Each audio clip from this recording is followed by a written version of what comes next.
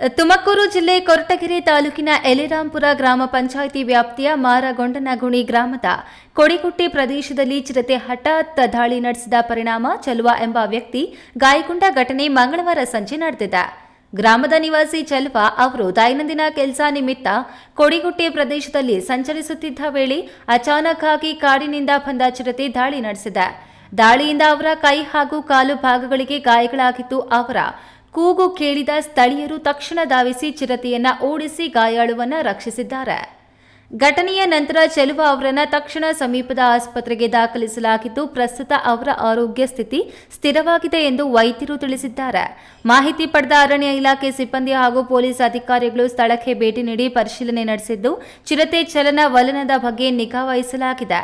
ಚಿರತೆ ದಾಳಿಯಿಂದ ಗ್ರಾಮದಲ್ಲಿ ಭೀತಿ ವಾತಾವರಣ ನಿರ್ಮಾಣವಾಗಿದ್ದು, ಗಾಯಾಳುವಿಗೆ ತಕ್ಷಣ ಸೂಕ್ತ ಸರ್ಕಾರಿ ಪರಿಹಾರ ನೀಡಬೇಕು ಹಾಗೂ ಚಿರತೆ ಸೆರೆ ಹಿಡಿಯಲು ಶಾಶ್ವತ ಕ್ರಮ ಕೈಗೊಳ್ಳಬೇಕು ಎಂದು ಗ್ರಾಮಸ್ಥರು ಒತ್ತಾಯಿಸಿದ್ದಾರೆ. Timmaiah, A news TV, Tumakuru.